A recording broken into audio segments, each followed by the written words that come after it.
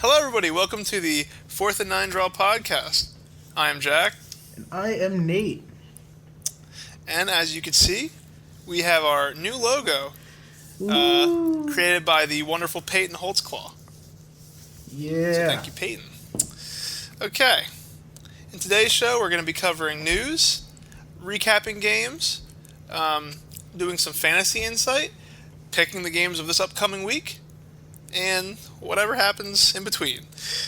So, first, let's get right into the news. All right. Alright, first story is, I think, the most prevalent one. It's quite the big one. I'm going to be a bit weary when talking about it because it's very serious. But it is the Mark Walton news from today. Yeah. It came out that Mark Walton, well, first he was released by the Dolphins, and then pretty much right after it came out that he pinned his, I think, girlfriend up to a wall and hit her in the head multiple times, punched her in the head, while she was pregnant with, according to my sources here, his child.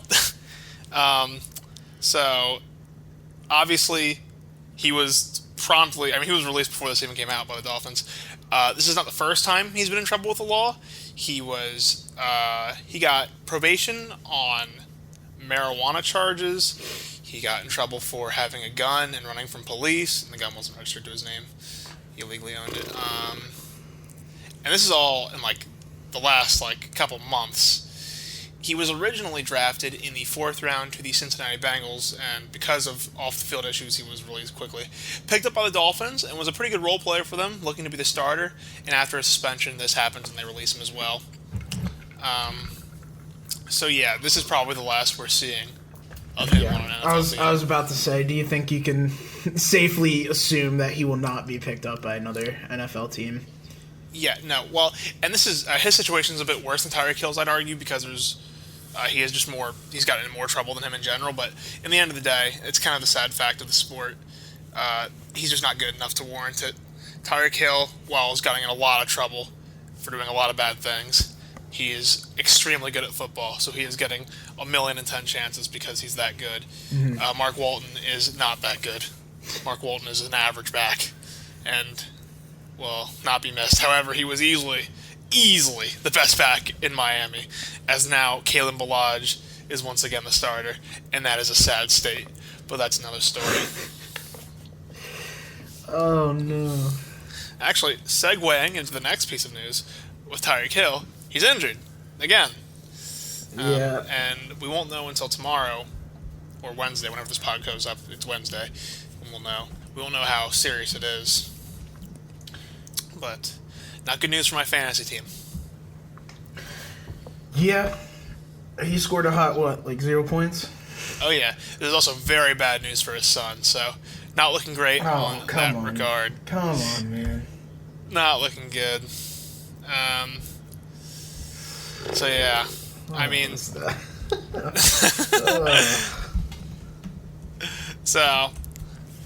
the end of the day, they have good depth there.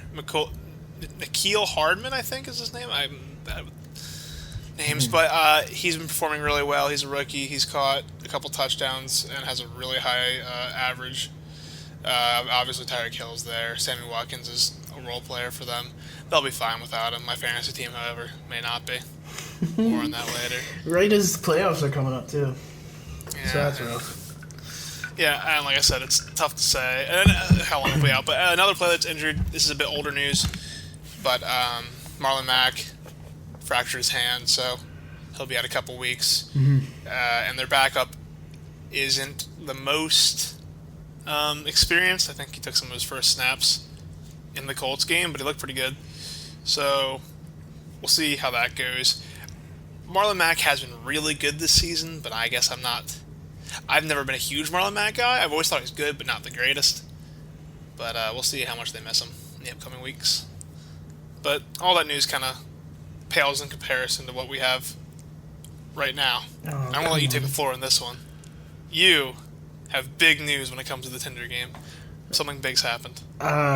Sadly, I would like to announce that I have deleted Tinder. Oh, man. Yeah. After the goth girl would not respond Yeah, Tinder's just not my thing, you know. Sadly had to delete it. I'm upset. You know, this is maybe I'll get back on the horse someday, but today is not that day. For now, you're gonna have a sad trot or gallop into the sunset. Yeah, sadly.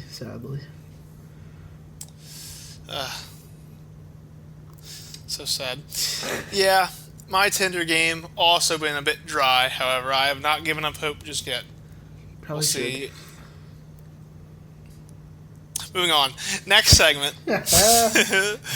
Oh, you little. Okay. Next we have game recaps. All right. Okay. So, I'm gonna pull that up real quick. Well, first is Thursday Night Football. We did kind of touch on this a bit. I don't want to go too deep into it. Well, we didn't. Okay, so we didn't actually go into. At least if I remember correctly, I don't think we went into the game. We went into the We talked about Joe Schobert a little bit. Okay, well, he talked about Joe Schobert. All right. Well, I don't think we actually went into the game. We just went into the fights and stuff that happened. Yeah, so we'll probably not talk too much about the actual Myles Garrett incident. If you want to hear about that, you can go watch our mini pod from a couple days ago. Yeah. Or don't. I don't care. It's your life. Yeah. But, well, so we will probably steer clear of that topic. But anyway. Yeah. This game, it's the first time the Browns have beat the Steelers since 2014. And Baker Mayfield had a decent game, got pretty lucky on a couple throws, probably should have thrown a pick. Threw for 2 touchdowns, less than 200 yards, ran for a touch. Hold on, let's go over the score, though. Let's go over the score. All right, 21-7. Browns win. The Steelers fall 5-5. Cleveland Browns improved to 4-6. So Swagger Jr., he's a winner. Undefeated. He is a winner. Undefeated. Yeah, Swagger Sr., love him, loser. He's an absolute loser. Yeah. Couldn't get the job done. Yeah, this was, getting Swagger Jr. was definitely a culture shock for the Browns. They just needed a winner in there, and they got that in Yeah, Swagger they got rid of the loser, yeah. And now they have a real winner. That big idiot loser, he's gone. Thankfully, he's done with the Cleveland Browns. Now now you guys have a winner. Yeah, we'll see how that transpires, but I think we have a franchise dog. That's good fire. news. That is fire. But, yeah, like I said, Baker Mayfield had a decent day. I don't think it was his best game. I think last game he was a lot better, but decent day. Mason Rudolph on the flip side was absolutely horrendous. Oh, yeah. Pre-head hit, but yeah, Mason Rudolph sucks. I'm gonna be completely honest. He is not a good quarterback. Time for the duck. But yeah, he's really bad. I mean, I don't know how else to say it. Yeah. James Conner, before he was injured, he got injured this game, but before he was still not being very effective, as the case for this whole season for him pretty much. He had 5 carries for 10 yards, did not look very explosive like he did last year. Jalen Samuels was actually playing a bit better, who I also don't think is very good. I think they need to figure that out in the offseason. I wouldn't give up on James Conner. That being said, I'd probably bring in someone else, but that's a topic for another time. Once again, the receivers for the Steelers just couldn't get the job done. Juju was injured early in the game, and once he was taken out, the Steelers just could not deliver the goods in the receiving area. Their defense actually had one of their worst games of the year. Well, it wasn't horrendous. Nick Chubb ran them pretty well, 92 yards on 27 carries, but still. They held Kareem Hunt in check pretty well, however. And their corners did a decent job with the receivers, but Odell was absolutely flaming whoever they had on him, no matter what they did. The problem was Baker missed him a bunch of times. Or else, Odell's stat line of 4 receptions for 60 yards is very misleading. It should have been a bit more, or a lot more. Yeah, my fantasy is screaming right now. Yeah, so is mine in another one of my leagues. Odell's been a killer. Yeah. That's unfortunate. But yeah, the last thing I really wanted to talk about was, like I said, I talked about it a bit last on the other pod, but I want to bring up real quick. Joe Schobert played out of his mind with 7 tackles, a sack, and 2 interceptions. He was all over the place and just tormenting poor Mason. And then Myles Garrett finished the job. Okay, Myles Garrett was just trying to help him. He's just trying to put his helmet back on, dude. Yeah. Come on. Also, little side note: Morgan Burnett injured this game on IR now, which is a shame because this was probably one of his best seasons of his career. He's playing really well, but he's done now. So. That's a shame. Packers legend. Packers legend, Steelers legend, Browns legend, IR legend. Yeah. And also, I wanted to add that I was pretty impressed with the Browns O-line, which only gave up 1 sack against a pretty good Steelers defense. So I'm seeing improvements with the O-line along with Baker as well, which I think is helping Baker. So, yeah, I don't know if Freddie Kitchens is finally starting to put it together, but it is looking a bit better. Doubt it. Some hope. Yeah, probably not. Anyway, moving on to a game a bit fresher in memory. Jets at Redskins. The Jets absolutely shellacked the Redskins, 34-17. The Redskins fall to a measly 1-9, while the Jets, their triumphant victory brings them to 3-7, farther ruining their draft. Yeah, I mean, well, their season is over, so I mean, it doesn't really matter. They're just playing for respect at this point. I mean, I guess that's the best word I can choose. I guess you're looking to see more improvements with Sam Darnold, which he did look good this game. I mean, that's not hard. It's the Redskins. True. Very true. I will say... He did throw a pick. Yeah, he did throw 1 pick. Yeah, that was on a bad throw, too. But I will say, Jets, one of the worst O-lines in the league, bottom 3. And the strongest point of the Redskins is their D-line. So, it wasn't all that easy for him. I mean, he had his troubles, but... Yeah. I mean, I will say, this was one of the better games for Le'Veon Bell, and it still isn't impressive. I know we've been on the opposite side of this, but he had 18 carries for 59 yards and a touch, 3.3 a carry, and that's been one of his better games. In the air, he did have 2 receptions for 33 yards, but I'm talking just pure running. I just haven't been... Once again, the O-line run blocking has maybe been the worst in the league, so you have to give him that, I guess. But I think the year off hurt him a bit. But also, poor Dwayne Haskins was torn to shreds. He was sacked many times. Yeah. And I think he handled it pretty well, to be honest. He threw for 214 yards, 2 touchdowns, 1 interception. He didn't look as bad as he has been looking in his previous games, but...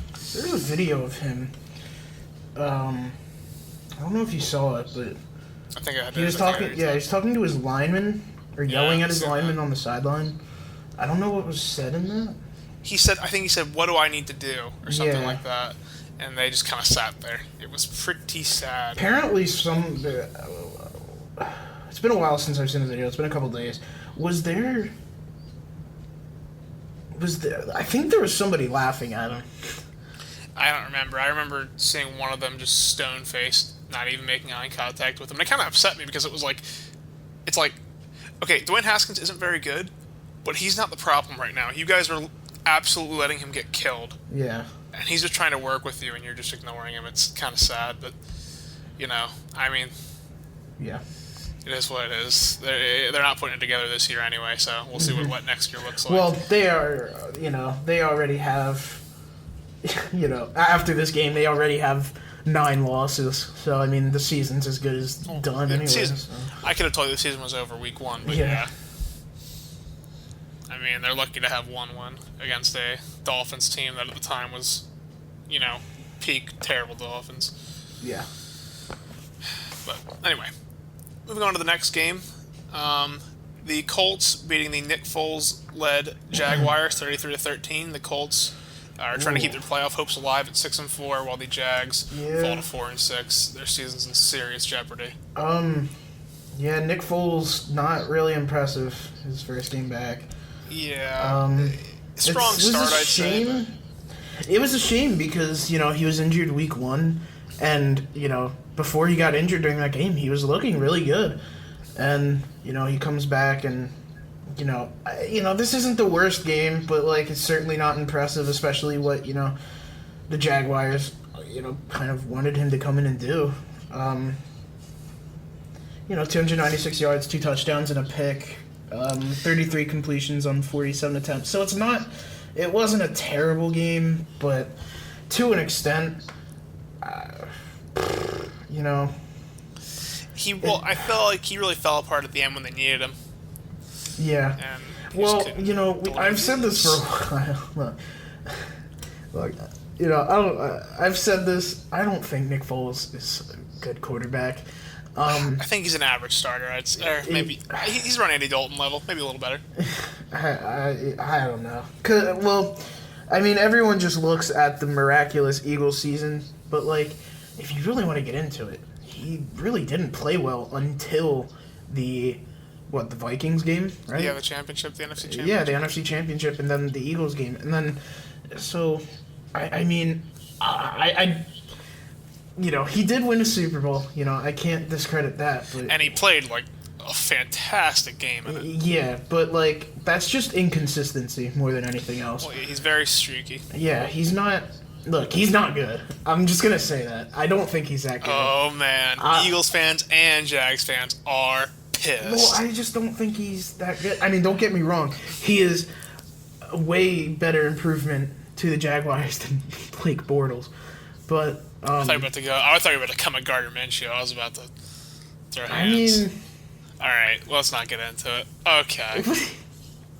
I enjoy a nice, you know, Gardner game. All right, anyway, I have to add that Nick Foles was not helped by the play calling. They only ran the ball 9 times, 8 with Leonard Fournette, and it wasn't working that well. But come on, you're gonna run the ball 9 times and throw 47. Yeah, That's the insane. game wasn't even that much of a blowout, right? until the end. Until the end, yeah. Apart. Yeah, it was actually pretty close for a while. I don't know. You can't give up on the run game early. You just can't. That has proven to be time and time again the downfall of a lot of teams where they stop running the ball and they try to be really aggressive when they just don't need to be. Yeah, and that wasn't, unfortunately for the Jaguars, that's not even their biggest problem right now. Their run defense is atrocious. There were 2 100-yard rushers on the Colts. 2! Marlon Mack got over 100 and got hurt. And then Jonathan Williams came in and also ran for over 100. And they had a couple other people with some rushing yards as well. It was terrible. Yeah. Terrible. They got ran all over. Jacoby Brissett, his stat line's not pretty, but it actually was more impressive than you'd think. He had a beautiful touchdown pass near the end of the game to really put it away. It was a fantastic play. Yeah, Jacoby Brissett, you got to give him props, and I think you do got to give props to Frank Reich for being able to absolutely. I mean, Frank Reich was brought in basically on a whim after. His name's slipping my mind now. Oh, dude, I know. Josh it's McDaniels, me too. right? Yeah, Josh McDaniels. Yeah, you know, he was brought in on a whim after he absolutely destroyed them. Yeah, well, they got lucky. Yeah, no, they did. They really did. And, you know, and the Colts have just been really, you know, you would think they'd just be unlucky with Andrew Luck retiring literally right before the season starts, but Jacoby Brissett has been really good for them. Yeah, so. He's held it down, and coaching has been a big factor as well. Mm-hmm. A couple more things to add. I know you want to talk about the Quentin Nelson touchdown. That wasn't a touchdown, fire. But still. Yeah, that tag, or keg, whatever. Keg Peg. Oh, no. I said on. peg. That's not the right celebration. Dog. Dude. It's okay. I don't think anybody got this far in the podcast anyway. But the keg celebration was a really good one, yeah. I thought that was one of the better celebrations. But did you see what's his name? From it was the Jets player. Was you talking about the sticky hands? Yeah, sticky hands celebration. That was awesome. I forget who it was. Yeah, it was Ryan Griffin. Ryan Griffin. Yeah, that was awesome. That was one of my favorites of the year too. Yeah. Yeah. Last thing I'm gonna add on this game, by the way, really good game from Rocky Soon, rookie for the Colts. Really impressive. Nice. Next, the Bills take care of business in Miami. Yeah. 37-20. Bills are now 7-3. Miami falls to 2-8. Which is good for both teams. Yeah, you know, Dolphins. I don't think the Dolphins. They don't want to win anymore. They don't want to win. They've proven they can win. They don't want to win anymore. Come on, guys. Just get a good draft pick. Get some good draft picks. The GM's pissed because he's like wanting to lose, and Brian Flores isn't letting him. Brian Flores, who's looking to be a pretty good coach, is trying to get some wins out of this season. He's been pretty successful, all things considered. Yeah. Ryan Fitzpatrick honestly didn't have that bad of a game against the Bills secondary. So, I mean, 323 yards, no touchdowns, no picks. I mean, it's not productive, but, it's pretty good against the Bills secondary. Now, the Dolphins' biggest problem for me right now is this run game is terrible. Against a Bills team which has been terrible against the run for the past couple weeks. Kalen Ballage is still averaging a yard a carry. He's so bad.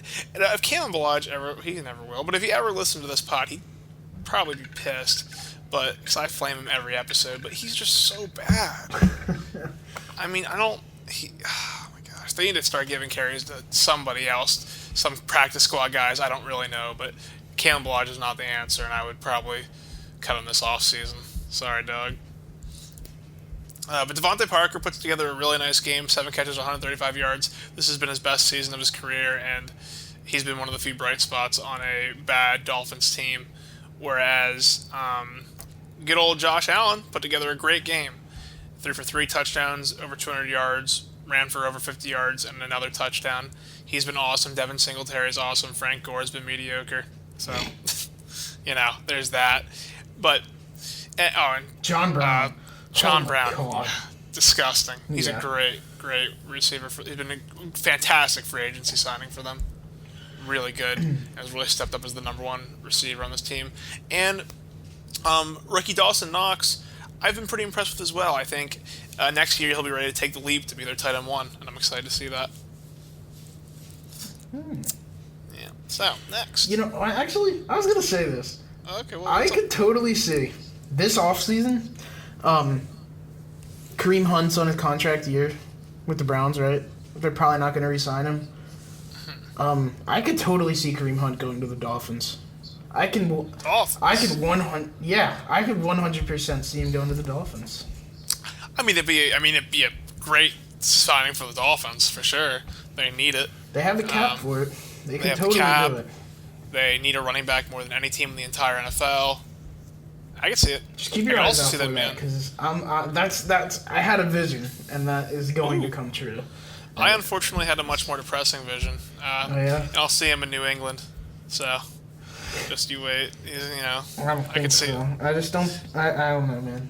I can see them moving on from James White and replacing him with a better player who does what he does. I like James White. James White's a good player for them, but Kareem Hunt's better and does what he does just better. And then, of course, Sonny Michel will continue doing what he does. Rex Burkhead will do whatever Rex Burkhead does, and that'll be an efficient run game like it always is. Yeah, Rex Burkhead is stupid because on any other team he would absolutely suck. But on the Patriots, he's decent. He's decent. He produces. So. Yeah. Also, I'm sorry to go out of my way to flame this poor man, but Mike Gesicki, he's not a very good tight end for them. He is a Madden legend, though. Oh, he's fantastic on Madden, but in real life, not so good. I'm actually just seeing this now. Kalen Ballage also had 5 catches for 8 yards, so... this guy is I don't know what to call him. He gets that 1 yard, I'll tell you that. You need that 1 yard. Coach grabs him by the face mask. Give me 1 yard, Kalen, and he goes out there and he gets it all right. Yeah. Moving on. Cowboys at Lions. The Cowboys win 35. A weirdly hard fought battle, 35-27. Dak Prescott had a fan-freaking-tastic game. Oh yeah. Fantastic, dude. Look, there's a lot of people out there that don't like Dak Prescott, and I got to admit, I was probably one of those people. But he is putting together a fantastic season. And, it's going so unnoticed because people hate the Cowboys so much. The only reason people roast Dak is because they just don't like the Cowboys. But, Dak Prescott is putting together a really good season. Maybe not MVP worthy, but he is quietly putting together. Yeah, Pro Bowl season. He's quietly putting together a great season, and like nobody's talking about it. Like they only talk about like bad throws or things that he doesn't do well during the game, and that's NFL for you, I guess, or NFL fans for you. Yeah, he's definitely been a top 6 or 7 quarterback. Maybe even you could argue 5 this year. He's been really good. Yep.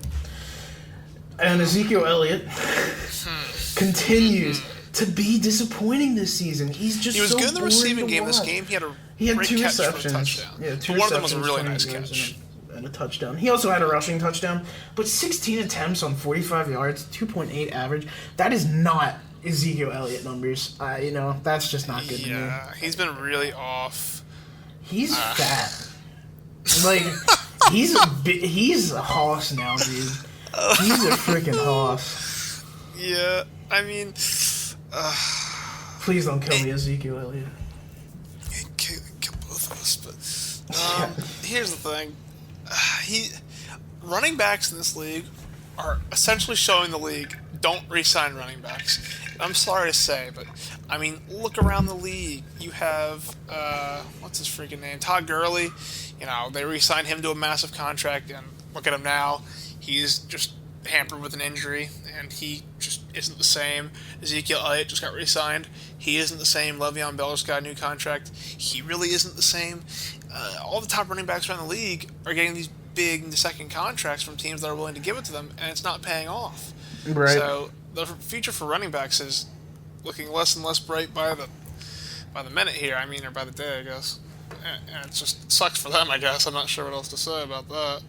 But it's looking like the way to go about this is you get a running back, you enjoy him for the 4 years you have him, and then you just get another through the draft. There are some success stories, I should add. Like Mark Ingram's been great for the Ravens, great free agency signing, but in most cases it seemed to have not be working out, I guess.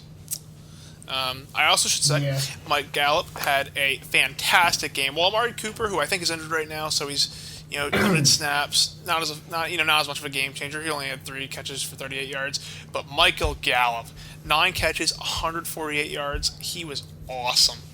He was just burning anybody they put on him. And Randall Cobb, little legend himself, had a nice day too. 4 for 115 and a touchdown. Legend that could.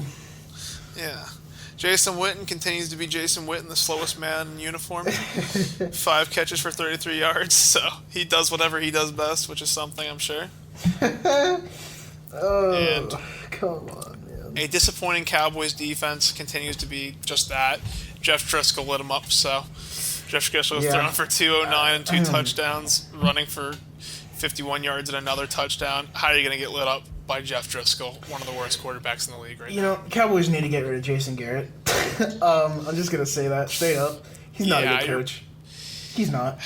And you might have the guy in the building that you're ready to replace him with, in Kellen Moore, the offensive coordinator, who's responsible for the most efficient offense in the league right now. Yeah, okay, so you look at the Cowboys, and they might just have the best all-around team or roster in the entire NFL. You'd be hard-pressed to find a better. Yeah.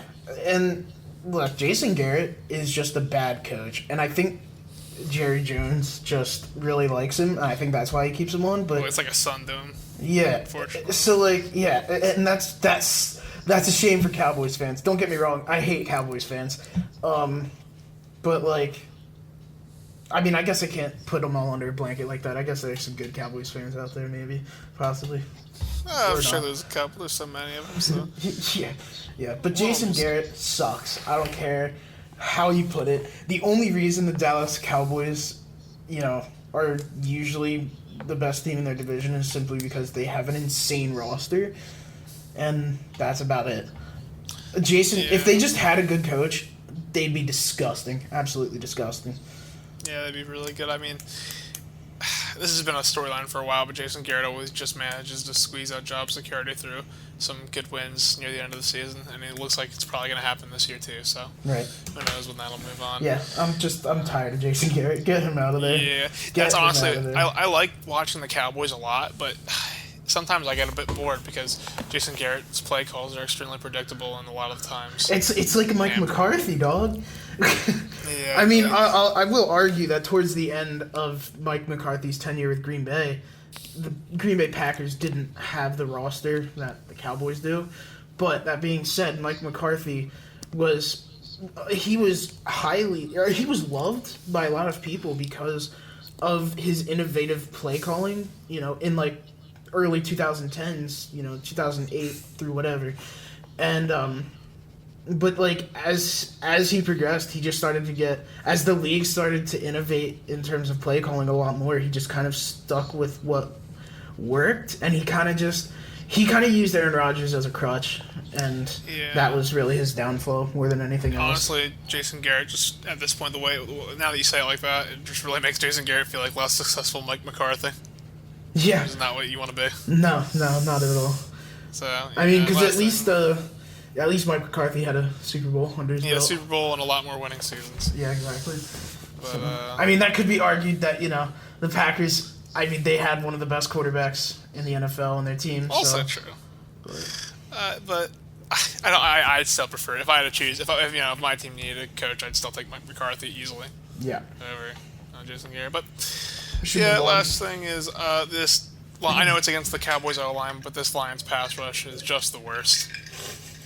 It's a shame. I mean, they haven't gotten much from free agent signing Trey Flowers or anybody really. It's just been bad, and they're probably going to be in a position of need this offseason. But anywho, next we have a real disappointing game. A game that was probably the most hyped game of the entire weekend, but fell completely flat. Texans falling to the Ravens on I got the road. up early for this game, dude. I'm so mad. I thought pretty this game was excited to going to be watch it. so good, and the Ravens absolutely... Oh, my God. Yeah. You kind of knew pretty early on.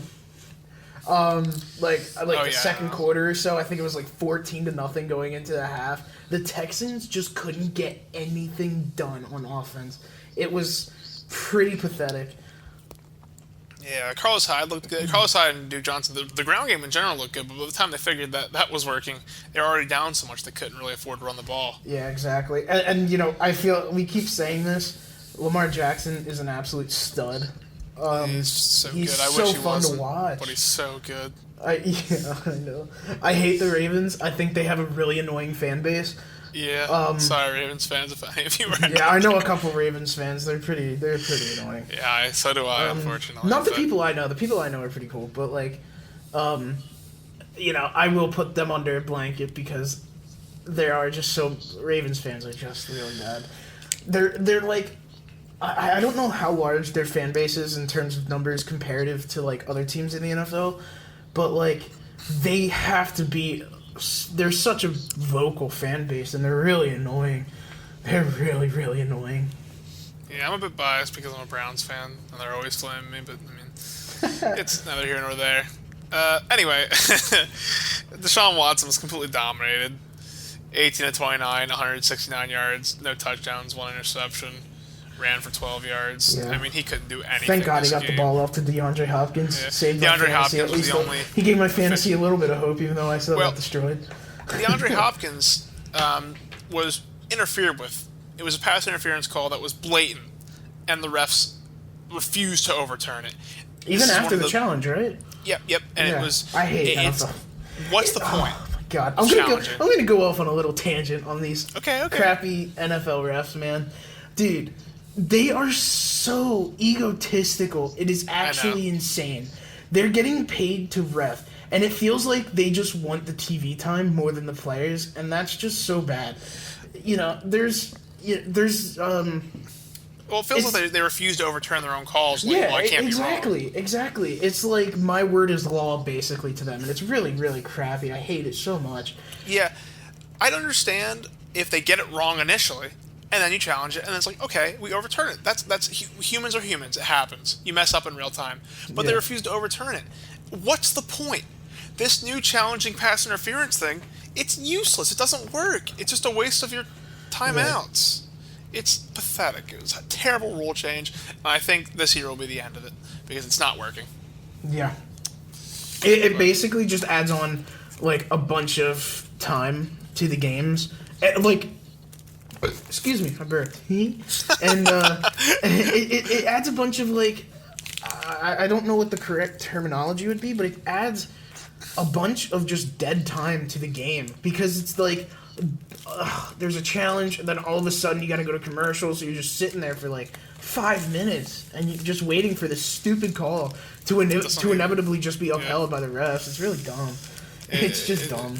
And then the team loses a timeout that they probably shouldn't have. It's just stupid. Yeah, it's stupid.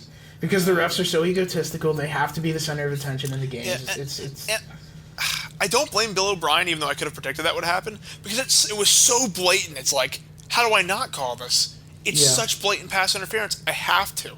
You just have to go for it because it's just ridiculous. Yeah, but these refs that's absolutely suck, dude. And the Luckily NFL is making absolutely like no progress or no attempts to change it or get new refs, anything. It's just it's so crappy. Like you can clearly tell there's I don't want to sound like a tinfoil hat dude right now, but like you can tell there's some favoritism when it comes to it. There's teams that get penalties called against them when there shouldn't be. Stuff like that. For the Packers, for instance, my God, the Packers, and the Packers are my favorite team, but they're, especially in the Lions game, they're definitely favored. Same with the Ravens. You can feel that about them as well. Yeah, especially after last game. We didn't mention this, but in the Steelers game, their only touchdown came from pretty much all penalty yards and then a touchdown. And that was a touchdown pass from Mason Rudolph before it was all penalty yards. But anyway, not to undermine what the Ravens did, because that, in the grand scheme of things, that didn't matter. The Texans, even if that pass worked out, the Texans were still getting destroyed nonetheless. They still lost. That if that led to a score, if they could continue that drive and get a score, that would have led to it being a loss of 41-14 instead of 41-7. So at the end of the day, not a big deal except for your fantasy teams. Lamar Jackson, 17 of 24, 222 yards in the air, 4 touchdowns, 86 yards in the ground. He's disgusting. He's too good. And then, you had an additional 48 yards from Mark Ingram, 18 from Justice Hill, and 112 from Gus Edwards, who needs more carries. The bus needs more carries. I like Mark Ingram a lot, and he's probably an all-around better player, but I would probably be actually, I don't know. I'd be splitting them 50-50 with carries at this point. But although they gave him 8 carries, whereas they gave Mark Ingram 13, so that's not a terrible split. But I really like watching Gus Edwards. Mark Andrews continues to be one of the best tight ends in the league. 4 receptions, 75 yards, and a touchdown. Mark Ingram had 2 more touchdowns in the air. Actually, he was a touchdown machine. It was just another great game from Lamar Jackson, who continues. At this rate, I think he might be overtaking Russell Wilson as MVP favorite. It's looking like he's been that good. We'll see. I would say we have a lot more football to play, but we will see. But he's been awesome. But there's not much else to talk about other than this game was disappointing, and the Texans defense did not know what to do against Lamar Jackson. Okay, next we have a fun one. The Falcons went to the Panthers' home and absolutely gave them a beating, which seems to be the theme this weekend. So many blowouts. Yeah. 29-3, the Panthers were Kyle Allen dismantled. sucks. He sucks. He sucks. He's so bad. He's so freaking bad, dude.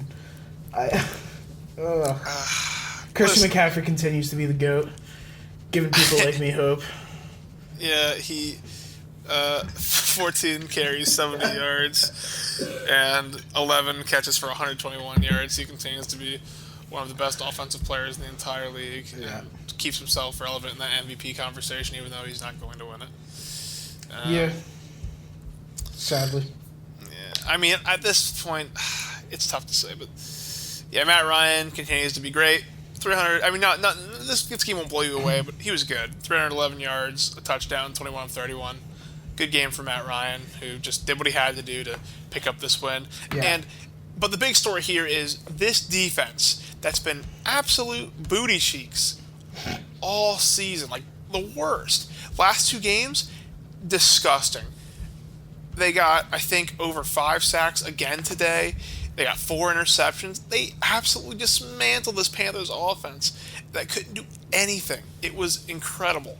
Yeah. I mean, they looked, and it's just a shame because there is a silver lining here, but it's too late. Even if they win out, they might not make the playoffs. There's a good chance they don't, because if they win out, they go 9-7, and there's still a good chance they don't make the playoffs at that point. And it's such a shame because if they were playing like this all season, we'd be talking about them every week as one of the best teams in the league, but we're not. Because that's what they are right now, one of the best teams in the league, and it's a real shame. Silver lining here is, if they can keep this going into next season, we have a real contender who might win this division next year. But we'll see if they can continue this. Yeah. But yeah, you just got beat by Matt Ryan. So.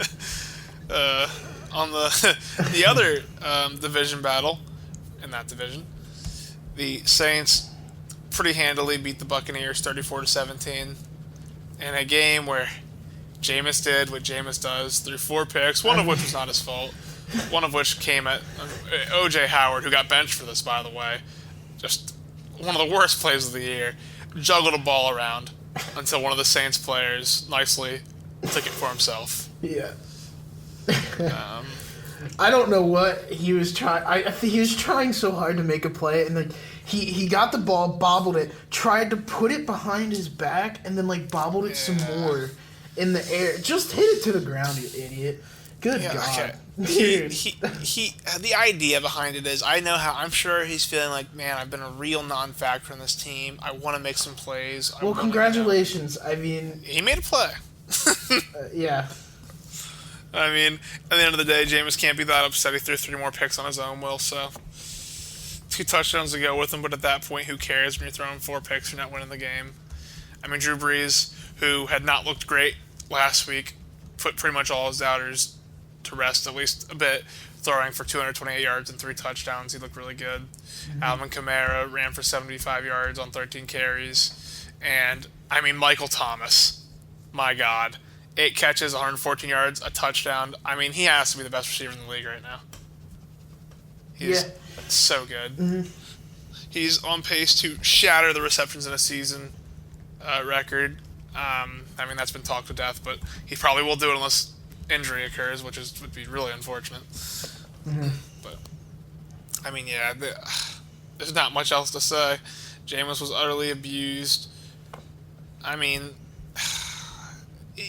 you got to move on from Jameis Winston at this point. I mean, they ran, not including a Jameis run, they ran the ball 6 times, which is outrageous, but I don't know what's going on there. But yeah, Jameis was just atrocious. I think it's time they move on. Yeah.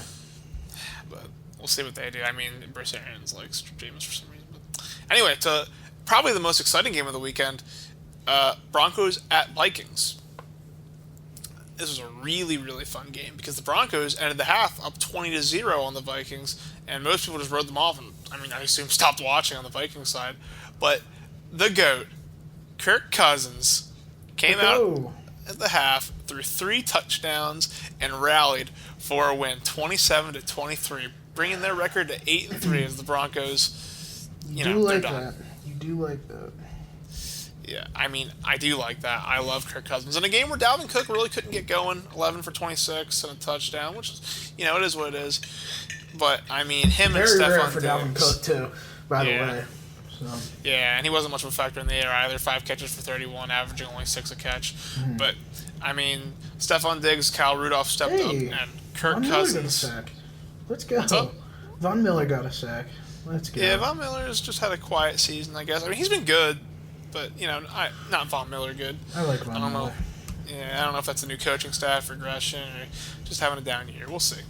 But, yeah, I mean, Kirk Cousins is really just putting all of his doubters to rest. I mean, he's been playing outstanding, winning in prime time last week. I mean, I wouldn't be surprised if they might just sneak up and take this division. We'll see. Yeah, I mean, their time will definitely be... We'll know soon enough because with the Packers and 49ers playing on Sunday. So, that's going to be a really, really fun game, I think. So, we'll know. We'll know pretty soon, I think, who can run away with this division. Yeah, that's probably my favorite division in football right now to watch and just see how it's playing out. Hell It's yeah. really exciting. Yeah, I mean, I'm not. I'd rather jump off a bridge than watch a Mitchell Trubisky game. But besides that, I can even get behind the Jeff Driscoll Lions. They're just weird. I love watching that little weirdo run around the field, throwing balls like me. But he's sprinting. He's not. He's running better than I could, Jeff Driscoll. Oh. But yeah, I love the Vikings and the Vikings and Packers are some of my favorite teams to watch right now. So I like that division. And now that Trubisky's benched, I'd much rather watch Chase Daniels play. Yeah. Sorry, Mitchell. Well, he sucks, so who cares? Yeah, I mean Chase Daniels isn't great either, but he's fine, I guess. A little below the Andy Dalton level. So.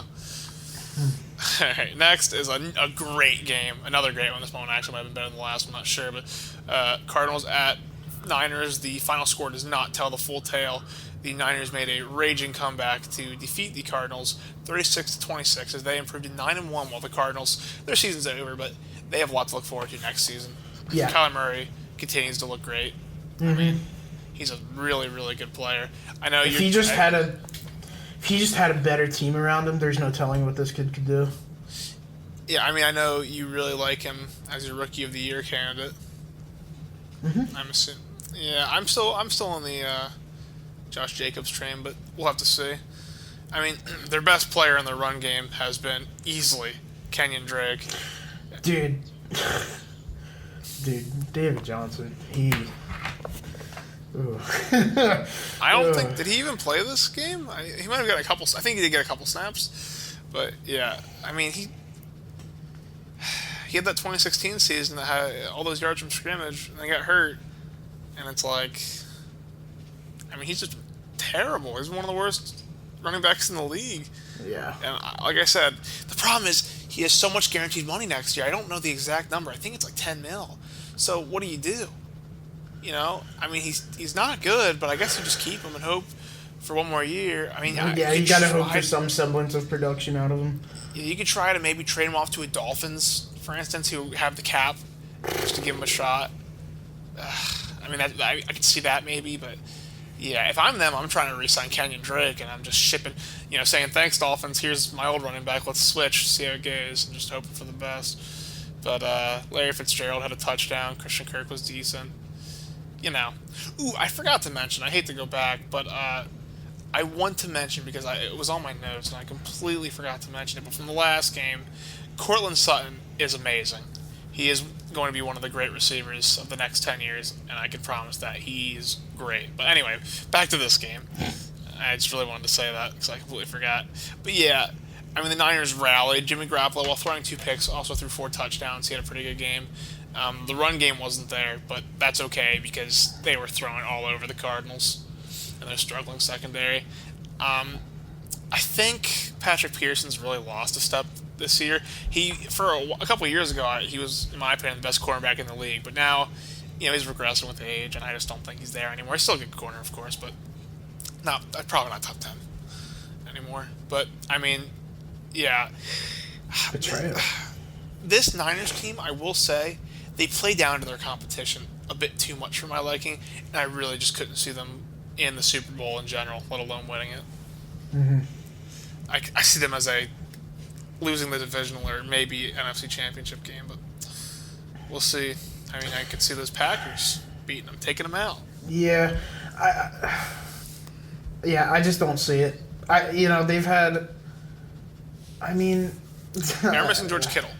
Yeah, they are missing George Kittle. I don't see the 49ers really doing much in the playoffs. I don't even see them making the Super Bowl. So. Yeah, I mean, they'll probably win their divisional matchup, but yeah, we'll see. There's still more football to be played. Maybe they can change my mind. I mean, if they can win all their games and go 15-1, I can't say that much about them. I mean, that's a great record. So we'll see what they do. But I see them losing another game or two near the end, especially if George Kittle can't come back soon. Mm-hmm. But banger of a game coming up next. Me and you, we sat down and wasted a couple hours of our life viewing this bad boy. Yeah. Patriots at Eagles, 17-10. The Patriots win over the electric Philadelphia Eagles. Patriots are now 9-1, Eagles 5-5, and my goodness, this Tom game Brady sucked. looked like crap, dude. Yes, he did. Looked Carson like Wentz didn't look good absolute either. crap. Yeah, so did be Carson. This just, I don't want to talk about this game. I'm gonna keep it a buck. It was just so boring to watch. Not a lot to talk about. I mean, Zach Ertz was the only good player on the entire offense for the Yeah. Eagles, and he wasn't even that great. But he was actually pretty good. I don't know, 94 yards on 9 catches. Yeah, I mean he got close to 100 yards. So. Yeah, I mean, my God, what else is there to even say? Yeah, it was a pretty Best bad game. pass thrown was from Julian Edelman. Yeah, yeah. I mean, neither run game were inspired. It was whatever. just I guess short. a win's a win. It was such a Yeah. boring game. I was expecting a lot more out of this. It definitely doesn't make me feel good about either team going into the playoffs. But Well, it's weird because it's like the weather. the was Patriots always have these kind of games, but then they just end up winning the Super Bowl anyway. I mean, hell, they won Yeah. a Super Bowl like in a boring game. So That like, was way worse than this. Yeah, I'd say, it was but way yeah. worse. So like I don't know anymore. Yeah, it's not the end of the don't know world, anymore.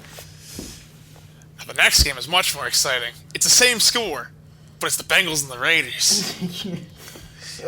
Is it really that much more exciting? Well- Josh Jacobs did have a good game. He did So have did a Joe good Mixon. The Bengals, well, Josh Jacobs is probably better, but the Bengals look like a competent team against the Raiders, except for their quarterback, who, I mean, might have one of the worst arms in the entire league. If Andy Dalton is the red rifle, Ryan Finley is like a foam dart. I don't know what he is.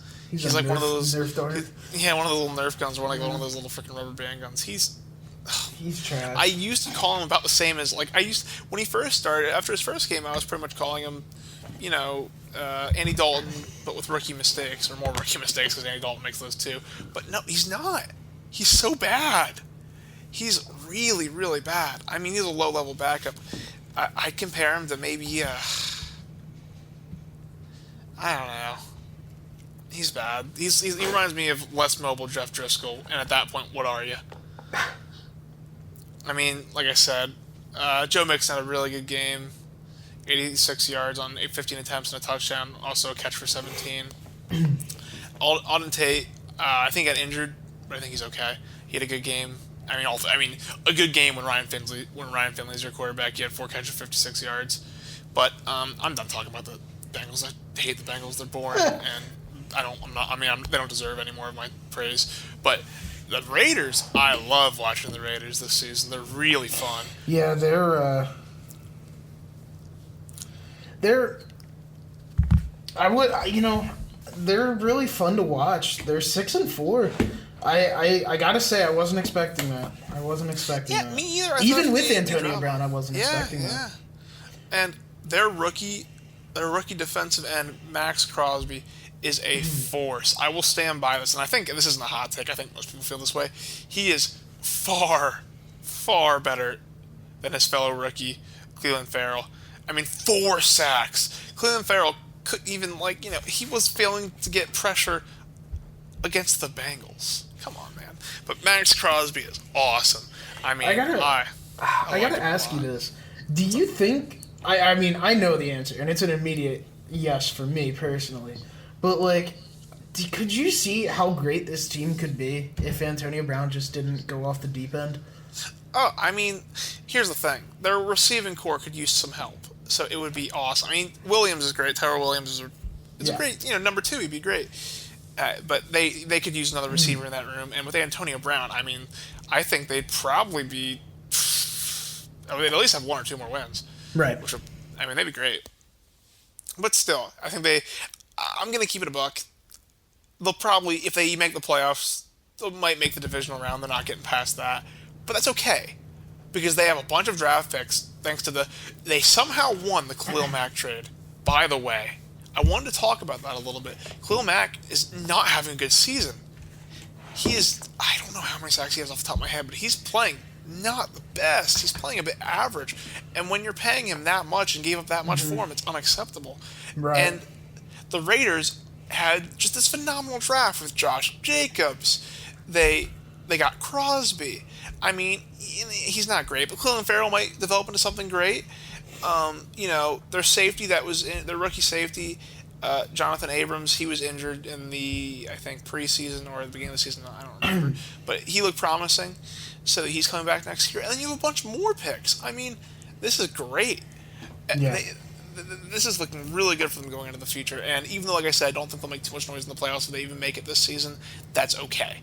I think next season will be their time to shine. Derek Carr's looking pretty good, too. He's doing his job. I think you're good at QB. Mm-hmm. But anyway, now let's move on to a game I don't want to talk about this. Yeah, this might be even worse. Dude. The Patriots-Eagles. We didn't even watch this game. Let's preface with that. I will say, I went back and I watched a bit of it. I watched a condensed version of it, you could say. And that was even painful. I mean, this is two of the most boring, vanilla, poopy quarterbacks in the NFL right now, and it's just a pain. Mitchell Trubisky got benched or injured or something. Who knows with Matt Nagy. Matt Nagy's been coaching terribly this year. Yeah. I mean, the run game was bad. Tariq Cohen, 39 yards off 9 carries isn't terrible. But David Montgomery couldn't get it going. Mitchell Trubisky, he threw it 43 times and could only get 190 yards. How do you, in the words of Stephen A. Smith, how do you do that? What the hell is going on? I mean, and I wanted to ask how you feel about some of this, because I've been thinking about this. All these names you were hearing about last year, nothing. Well, this one was more early this year, but Clinton Dix, he has made no noise since the beginning of the season. Eddie Jackson, who was getting Defensive Player of the Year talks, nothing. Kendall Fuller, nothing. I mean, they're not making plays. I mean, Kyle. Ooh. Come on, dog. Ooh, thanks. That could have been bad. But Roquan Smith has been okay. All right, we're moving on. All right. To answer your question, the Bears straight up are trash. Yeah. This is not the defense that we saw last year. Not even close. Not even like a quarter of the way there.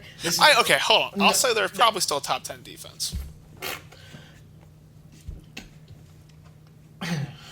They're at least a top 16. They're not one of the worst. Well, at least last year, they were a great defense, but Mitchell Trubisky did have some really good games last year. But we're not even seeing that from Mitchell this year. It's not even inconsistency. Garbage. He's consistent with Oop.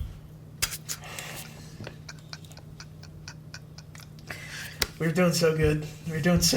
I thought this was going to be a really fast upload, but no. All right. How far in was that? Maybe we'll get this one tomorrow. 58 seconds? All right. I said sugar plums. No, you didn't. Don't make your job harder. Anyway, on the Rams side, I mean, they won, but did they really win?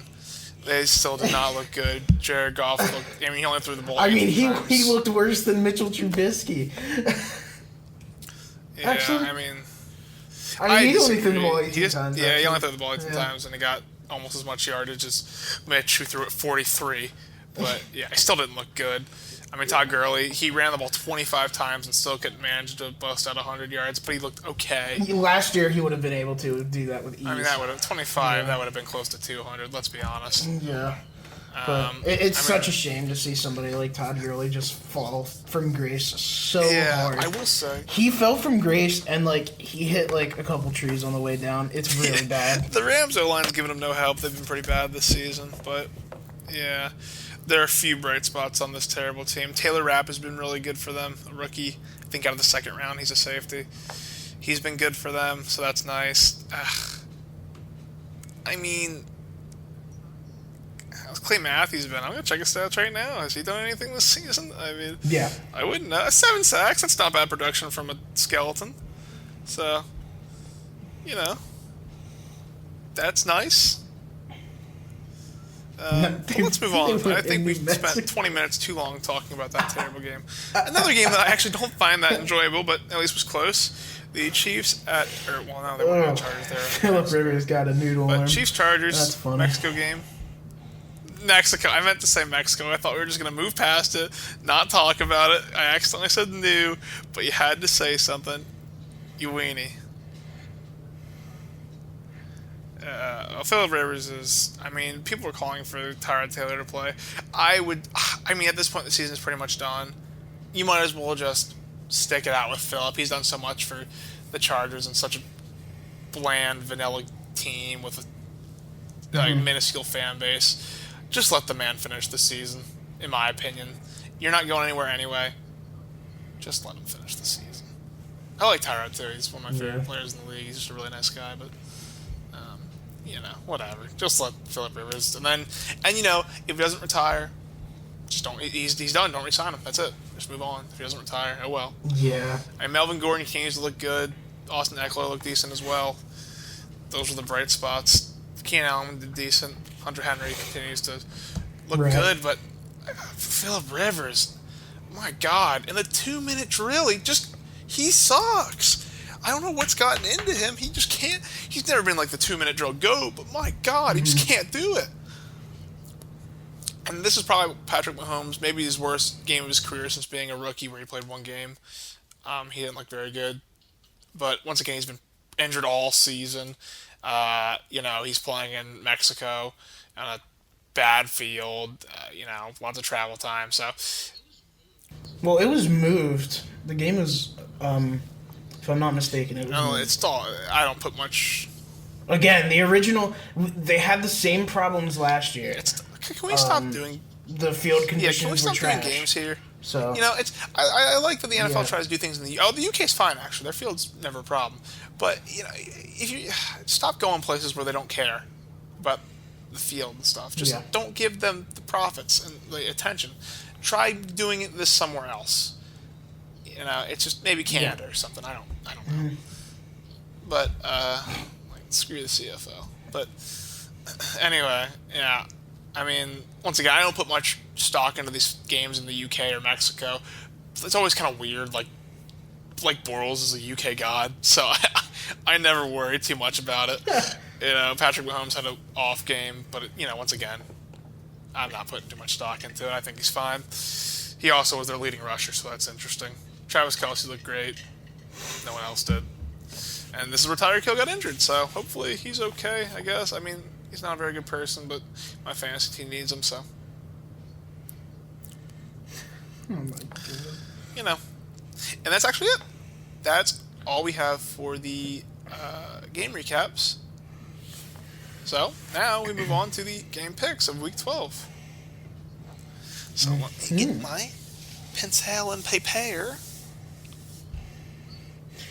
Wow, we should tally up.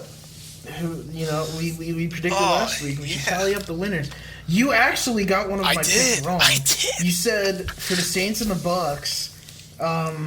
You said that I chose the Bucks, which is just not falsification. True. I tried the Saints. Exactly. You were trying to make me lose, and that's not exactly not right. Acceptable. It's not wrong. It's a bit of a hot. Anyway, I'll go through and tell. So we both said Browns. I probably should have done this before the game, but for the pod. But it's fine. I didn't. I just didn't do it. I didn't do it. So it's okay. And you know what? That's okay. Nate, that's O. Well, I mean, if you don't want to go through and do that, we don't have to. Let's try and keep it short. We'll recap it next time. It's cool. It's cool. Yeah. We'll just go over it next time. Listen, we'll go over it's it next 2 time. a.m. It's one of those pods. Yeah. I have NXT on. Gotta That's go exciting. to NXT. Nate's going to that Full Sail NXT. Fun times. All right. First game is tomorrow night. Oh, wait. I guess tomorrow is Thursday Night Football. Colts and Texans. Who do you have? Well, Texans definitely need a win after the abuse that they received at the hands of Lamar Jackson. And the Colts really want to keep their momentum big game going. Both 6-4. So this is a really big game. However, I do have to give it to the Texans here. I just think they have I do too, team. and I think at home, if this was at Indianapolis, I'd probably go the other way. But at home, I think the Texans just edge it out. I think it'll be a pretty close game. All right. Yeah. Oh, there's a tough one here. Dolphins at Browns. Yeah. Okay. Not much to be said. It won't even be close. Hopefully, OBJ has a really good game here. I would expect him to, even though Xavier. He's injured. Xavier Howard's on IR. I'm pretty sure. Oh, never mind. Awesome. OBJ, breakout game coming. You heard it here. Not a breakout game. That young guy, new guy in the league, You OBJ. heard it here first. See if he can break a... New guy in the league, yeah. I don't think you guys have heard of him. We get the insider scoops on the players you haven't heard of. You can watch out. Or maybe pick one on fantasy. He's not picked up already. Or maybe don't. He's not that good on fantasy, actually. But, maybe a little flex. Anyway. Don't think there's much we said there. I would pick... not would. I'd pick the Dolphins if they maybe played the Bengals, which they will soon. So I might pick them in that game. But, yeah. Next up, Lions at Redskins. This is a weird one because I think Jeff Driscoll is still going to be playing. So yeah, I'm saying Lions. Redskins. I can't suck. with a good heart pick. I don't want to have all the suck. same picks as you, but I can't with a good heart. I can't pick the Redskins. I don't think I'm ever going to for the rest of the season. Yeah. So I'll be picking the Lions as well. I don't like Jeff Driscoll. Well, no, I'm sure he's a great person. But I think he's not a very good quarterback. But yeah. I'm looking at the games looking at the games coming up. I think we're all gonna be having the same. I think we're gonna be having the same picks this week. There's one I think we might differentiate on, but Raiders at Jets. Raiders. I gotta go Raiders. Here. I could see this Jets being a trap game where the Jets could finesse this one out, but yeah, I'm gonna go with the safe pick here in the Raiders. I'm not gonna put all my bets on poor old Sammy D. All right, next one's a fun one, actually. It won't be a fun game to watch, but it's an interesting one. I think this one could go either way. Giants at Bears. I'm actually going to go with Bears. I'm going to go Giants here. I get why you would. If we're just basing it off the quarterbacks, the Giants have the better one. But I just think the defense will still kind of give Daniel Jones some trouble, whereas the Giants' defense is bad enough to the point where Chase Daniels can do what he needs to do to get the win. So I'm going to go with Bears there. All right, this is a pretty easy one here. Panthers at Saints. They're just... if this was the other way around, there could be a conversation Kyle we had. Allen But sucks, dude. he just got so bad. blown out at home against the Falcons, so I can't see him winning here. Yeah. Here's an interesting one. Seahawks at Eagles. I gotta go Seahawks. Russell Wilson is still an MVP candidate. Even the runner-up for MVP. Yeah, so, I have to as well. And the Eagles just haven't been able to perform, so I gotta go Seahawks. Especially because, the Seahawks will have, they have DK Metcalf, they have Tyler Lockett, Russell Wilson with his legs can make big plays. You now have Josh Gordon. It's like, how do you keep up as the Eagles? Exactly. Yeah, especially with their secondary. The Seahawks secondary is not special. It's not very good either, but you just can't keep up with the receivers. Well, the Eagles just don't have receivers right now.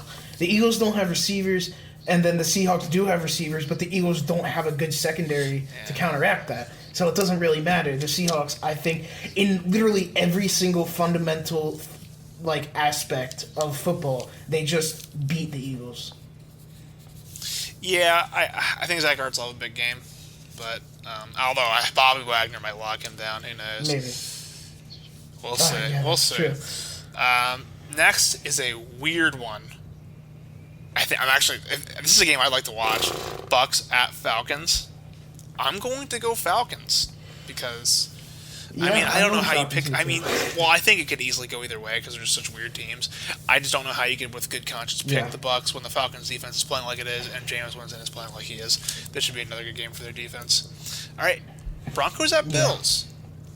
The Broncos have looked really good with Brandon Allen. Brandon Allen has moved this offense better than. Yeah, you know a lot about that, huh? Well, I'm picking the Bills just because of that. So. Yeah, I'm picking the Brandon Allen has moved this offense better than Joe Flacco ever did, by the way, which is interesting. I think he might get a little starting role next season. He might like Glenn in it. The Bills are look. No one's talking about this, but the Bills are 7-3. And the only reason people aren't talking about it is because they're in the same division as the Patriots. I'd also argue people just don't think he's going to do it. Yeah, I think the thing is with Josh Allen, people aren't really too excited about this team. But who knows? Maybe Josh Allen can throw some games together and sneak into that AFC title game. Probably not, but who knows? Pretty unlikely. Yeah, it's not happening, but moving on. Yeah. Oh, my goodness. This game. Oh, God. I know who I'm picking, but the poor sap that has to watch this game. Steelers at Bengals. I'm sorry if you had to put your terrible, poor eyes on this game. I'm a Browns fan, so, me and Steelers and Bengals fans don't get along that well, but I'm sorry.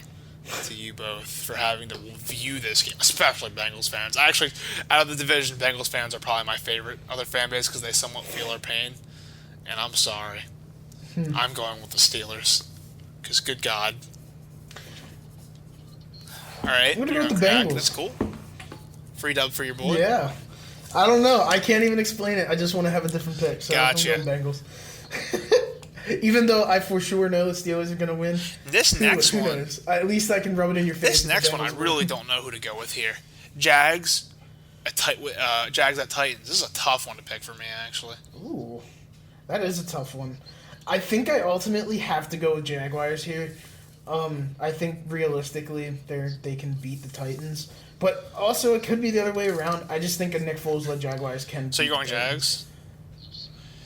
Yes, I'm going to go Titans solely on the fact they're at home. They play much better at home than they do on the road, and Ryan Tannehill, he's giving them some juice that Mariota could. Yeah, I mean, juice is loose. Something's loose with good old Tannehill. Marcus Mariota's sitting there on the sideline. I'm just thinking about it. He couldn't deliver the goods. That offense moved like a freaking snail with him, and nothing happened. With Ryan Tannehill, it's at least a turtle. They're moving a little bit. I'm liking it. I'm going Titans. That's going to be a close game, but not one I really want to watch because the Titans are in it. Yeah, Ooh, Cowboys at game. Patriots. I'm picking the Cowboys. Game. I'm picking the Patriots here. I think their record just speaks for themselves. Tom Brady's really weird. When there's an opponent in which, I don't know, it's almost like he just plays down. Like he just doesn't try as hard if he's facing a team that doesn't have a good offense. And well, he does what he has to do, weird. I think. It's so weird. Yeah, I could just see this. I can just see the Patriots here. I just totally can see, number one, the Cowboys getting severely outcoached by Bill Belichick, and it won't even be close. And I can just see the Patriots. I can just see this being a bad game for Dak. I just don't know why. I can totally see this happening. For some reason, I'm having a vision, a mythical vision of the Cowboys, who haven't really beaten anybody great this season, getting over the hump and getting that big signature win that the Cowboys fans were going to talk about for literal years. I think this is it. And I am excited to be right on this. Or not. Next game, we got the Packers at the 49ers. This is the game of the week. I mean, this is exciting. Yeah, this is going to be a really fun game to watch. I have to go, and I'm not just doing this because the Packers are my favorite team, although I am maybe a little bit, but I got to go Packers 100% here. Aaron Jones has been absolutely phenomenal this season. I think we're going to see a lot of fun plays from Matt LaFleur and from Kyle Shanahan, too, on the 49ers side of things. I think this is going to be a really good game. I could see Aaron Rodgers having a classic Aaron Rodgers game here against this 49ers defense. And I definitely see this being a high-score affair just because the Packers' defense hasn't been anything special this season. People would like to think that it is, but I can assure you it has not been anything special. It has been an improvement from years past, but again, it's not a top defense. I'm also going to pick the Packers, and I know the Niners are at home, and that does matter a lot here, but I just trust the Packers more in almost every facet. I'd probably take Kyle Shanahan and coaching and play calling a bit over Matt LaFleur, but that's even close. But player-wise and player-wise, I guess, I have to take the Packers. I think their roster is just a better roster. Well, you see, it also helps that Matt LaFleur is actually so is Kyle really Shanahan. hot. The hot coach power. I gotta agree, Matt LaFleur don't get me wrong. I would take Matt is LaFleur over Kyle Shanahan in a Hawkeye power ranking. That being said, Kyle Shanahan might make the cut if he plays his cards right. Looking nice on one of these days. So that's a tough one too. So finally, we're gonna wrap it up with a game that I think is gonna be a blowout. Ravens at Falcons or Ravens at Rams. I'd rather see Ravens at Falcons, to be honest. This isn't even. Yeah, this is going to be a blowout, and it's not. Who says? Well, before the season, I mean, the Rams were Super Bowl, I know. NFC it's champions. Really You gotta. It's just really annoying because, I guess they have a lot of primetime games. And, nobody's watching them because they don't have that many fans. Yeah. This is going to be Gotta watch Jared Goff play 4 quarters. A bad again. game for the Rams. Yeah, this is gonna be really bad. You know, Well, is they're it not going Bortles to season? because Jared Goff is $100 million guaranteed, and he still hasn't played the worst in the world. There are worse quarterbacks in the league. He's just really boring. That being said, if he was to come down with a sickness, maybe throw up on the sidelines a little bit, not be able to play, and have Blake Bortles strap on the helmet and blow out the Ravens by 30 points, that would be a miracle, and that would be a mystical night, and I would be very happy. So I will be putting in the Rams as my team to win, on the fact that I think Blake Bortles will come in and get this dub. I'm serious. So you go Ravens. Right. That's fine, because I know Blake Bortles is going to come in here. I'm going Ravens. Yeah. So that's all the games for the week. All right. I mean, we didn't have a segment. We have fantasy still, but we didn't have a segment prepared. We don't have to do fantasy. Okay, we can wrap it up. Okay, you know what? Yeah, we'll wrap it up. All right. Thank you, everyone, for listening to the 4th and 9 Draw podcast. Thanks again to Peyton Holtzclaw for making our logo that you see on the screen now. And have a wonderful weekend and enjoy football. Or don't. I don't care. Bye-bye. Ooh. If you're a Bengals fan, you are not enjoying football.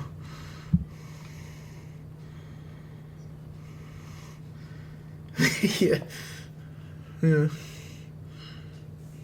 Goodbye.